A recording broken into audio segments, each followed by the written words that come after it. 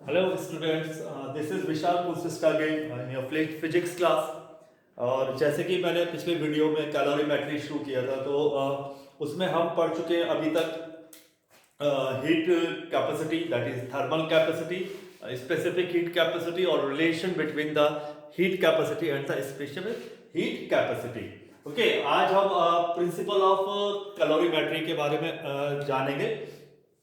तो principal of calorimetry को basically पहले समझने की कोशिश करते बेटा। इसमें क्या है कि जब कभी भी किसी भी हम एक हॉट बॉडी को एक कोल्ड बॉडी के कांटेक्ट में लेकर आएंगे तो वहां पर क्या होगा, फ्लो ऑफ हीट शुरू हो जाएगा। ठीक है ना। फ्लो ऑफ हीट कब तक रहेगा? ये तब तक रहेगा जब तक कि दोनों बॉडी का टेम्परेचर कांस्टेंट ना हो जाए। ठीक है ना। तो इसको हम क्या कह सकते हैं? इसको हम बोलते हैं प्रिंसिपल ऑफ कैलोरीमेट्री। ठीक है ना। तो इसको समझते बेटा कि हॉट बॉडी है, कोल्ड बॉडी है। ठीक, हमने ये दो तरफ, अच्छा ये मेथड जो है ना आपका मिक्सचर मेथड के थ्रू है। किस मेथड के थ्रू है? मिक्सचर मेथड के थ्रू है। किसके थ्रू? Mixture method.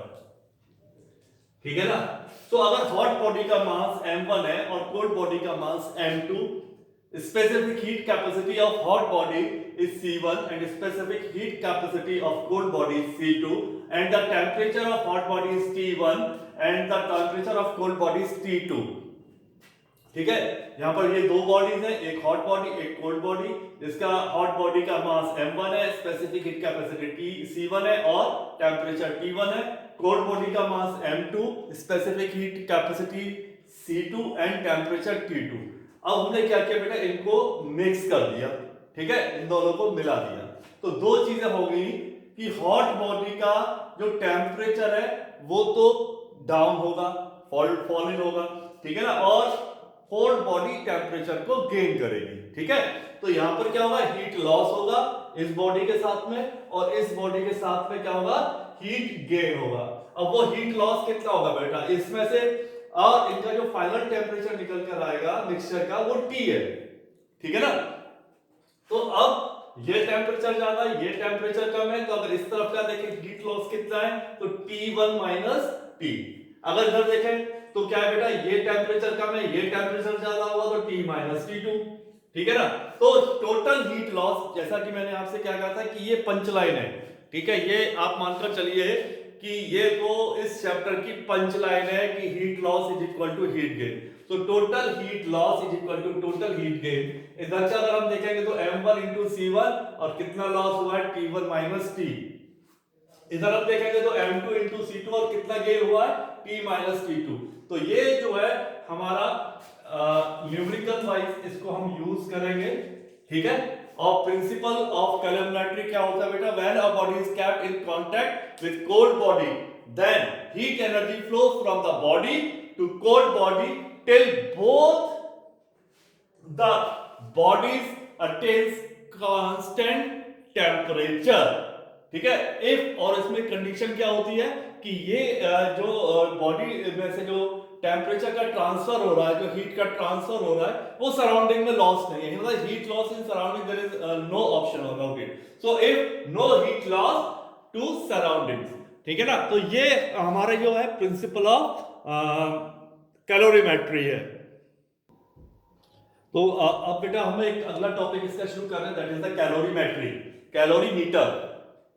तो कैलोरीमीटर बेटा क्या होता है, एक कॉपर वेसल होता है, कॉपर वेसल इनसाइड जो इनर सरफेस है वो कॉपर की है। ठीक है ना। अब कॉपर की खासियत ये है बेटा कि एक तो ये गुड कंडक्टर होता है, नंबर दो लो स्पेसिफिक हीट कैपेसिटी होती है इसकी, यानी कि ये बहुत जल्दी हीट गेन करेगा और उतनी जल्दी हीट रिलीज कर देगा। ठीक है ना। गैस के ये कोई भी काम करेंगे ये बहुत क्विकली काम करता है। ठीक है। और इसको इंसुलेटेड करने के लिए एक बाहर इसके वुडन फ्रेम बनाया गया और जिसके बीच में वूलन मटेरियल डाल दिया गया। ठीक है ना। जैसा कि हम जानते हैं वूल और वुड क्या एक नॉन कंडक्टर है, एक स्टेनर होता है इसमें और साथ में इसके टेम्परेचर को मेजर करने के लिए थर्मोमीटर होता है। तो ये जो अरेंजमेंट है ये क्या कहलाता है, आपका कैलोरीमीटर कहलाता है। तो कैलोरीमीटर क्या होता है, a vessel used to measure amount of heat gained or lost by a body और mixing and to find specific heat capacity. ये स्पेसिफिक हीट कैपेसिटी को फाइंड करने के लिए एक वेसल है, एक डिवाइस है, ठीक है ना। और इसमें अगर हम चीजें मिक्स करने के लिए भी काम में आता है, ठीक है ना। तो ये आपका कैलोरीमीटर है और इससे रिलेटेड भी आगे चल के कुछ न्यूमेरिकल्स इसके रिलेटेड मिलते हैं, ठीक है। तो उसको भी हम आगे देखेंगे। मुझे उम्मीद है कि आप कैलोरीमीटर क्या है ये समझ गए होगा। तो कैलोरीमीटर से रिलेटेड किस तरह के न्यूमेरिकल्स आएंगे और उसको हम कैसे सॉल्व करेंगे इसको देख लेते हैं, ठीक है ना। तो बेटा क्या किया हमने, एक कैलोरीमीटर ली, ठीक है ना, और उसमें क्या किया, एक कोल्ड बॉडी यानी कि कुछ ठंडा पानी ले लिया, ठीक है ना। ठंडा पानी इसमें फिल कर दिया, ठीक है ना। अब ठंडा पानी फिल करने के बाद इसमें क्या किया बेटा, हमने एक हॉट सॉलिड पीस इसमें प्लेस कर दिया। क्या कर दिया, ये क्या है, हॉट सॉलिड, ठीक है। और ये क्या है बेटा, ये है पानी, ब्लू है पानी, वाटर, ओके। अब याद रखो बेटा क्या होगा, प्रिंसिपल ऑफ कैलोरीमेट्री क्या कहता है कि जैसे इसमें हम हॉट सॉलिड डालेंगे ये अपनी हीट को लॉस करने लगेगा और ये अपनी हीट को किसको दे देगा, वाटर को दे देगा, ठीक है। और ये कब तक देगा, जब तक कि इन दोनों का टेम्परेचर कांस्टेंट ना हो जाए, ठीक है। तो ये चीज आप समझ गए ना।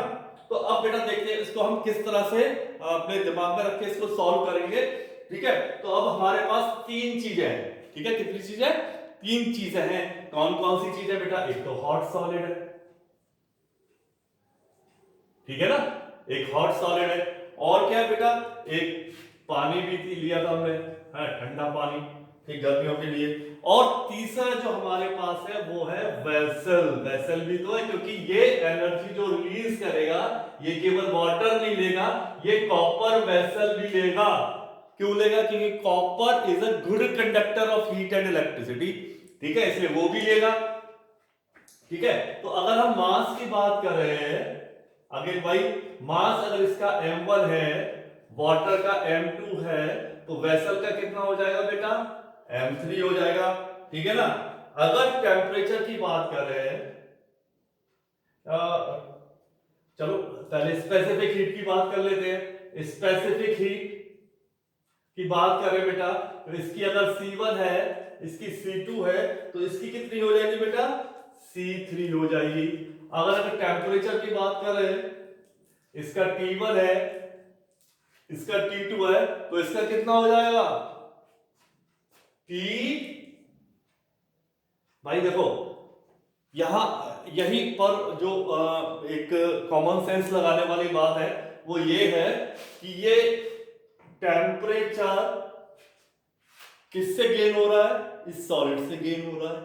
तो और कब तक होता है, जब तक कि ये कांस्टेंट ना हो जाए। तो इसका मतलब क्या है कि एक समय के बाद ये इसका टेम्परेचर और कॉपर वेसल का टेम्परेचर सेम रहेगा ना।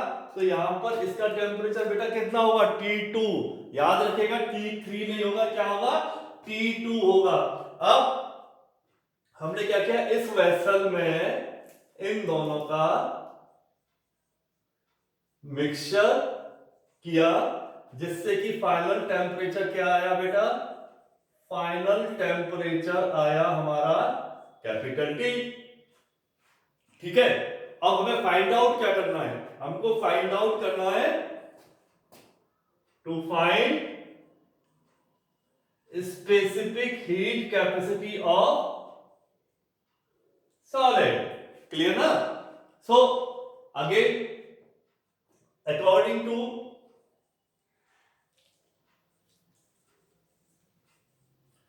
प्रिंसिपल ऑफ किसका, principle of calorimetry,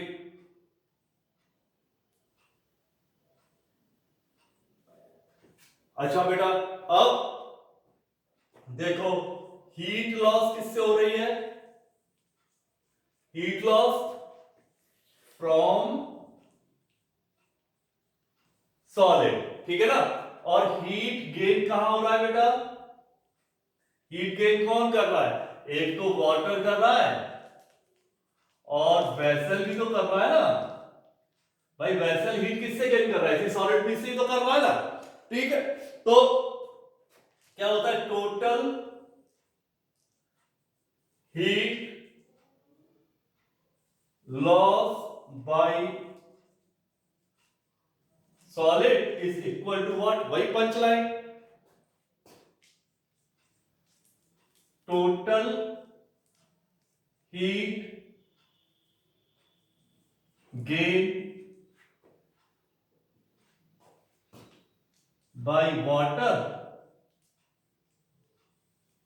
plus total heat gain by vessel। ठीक है ना। अब क्या था? अच्छा ये अगेन यहां पर जो हीट लॉस होगा वो कितना होगा? है हीट लॉस होगा तो कितना होगा बेटा? ये हो जाएगा बेटा आपके, इसमें से अगर ये फाइनल टेंपरेचर हम माइनस कर दें T1 माइनस T, ये हीट लॉस होगा। हीट गेन कितना होगा भाई? कम कौन सा है? T2 कम है। ज्यादा कौन सा है? ये तो T माइनस T2। ठीक है, और वेसल के लिए भी यही हो जाएगा T माइनस T2। ठीक है, तो that is become M1 C1 P1 minus T, that is equal to M2 C2 T minus T2 plus vessel के लिए M3 C3 M3 C3 और T minus T2। ठीक है, ठीक। अब हम किसका निकाल रहे हैं बेटा? है सॉलिड के लिए निकाल रहे हैं ना। ठीक, तो सॉलिड के लिए C1 that is equal to C1 ये है, तो बाकी सबका क्या हो जाएगा? डिवाइड हो जाएगा ना, M2 C2। ठीक है, अब बेटा देखो ये इसको ऐसे कर सकते हैं हम, M2 C2 क्योंकि ये दोनों एक जैसे कॉमन निकाल लेंगे इनको, तो प्लस M3 C3 एक ब्रैकेट में, और एक ब्रैकेट में क्या हो जाएगा? T1 minus T minus T2 upon C1 यहां पर रहेगा तो नीचे क्या आ जाएगा? M1 P1 minus T। ठीक है ना, तो इससे निकालकर हम क्या निकाल लेते हैं? सॉलिड की स्पेसिफिक हीट कैपेसिटी को फाइंड आउट कर सकते हैं। ठीक है ना, so that's all about today. Meet you again in the next video. Till then, bye. Share it, like it, this video. Thank you.